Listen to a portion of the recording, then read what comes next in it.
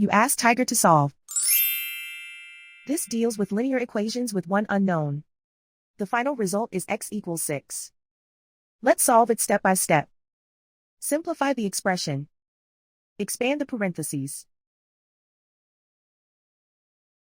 Multiply the coefficients. Simplify the arithmetic. Group all constants on the right side of the equation. Add 9 to both sides.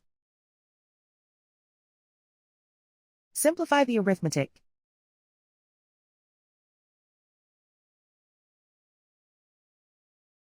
Isolate the x. Divide both sides by 6. Simplify the fraction. Find the greatest common factor of the numerator and denominator. Factor out and cancel the greatest common factor. And so the final result is x equals 6.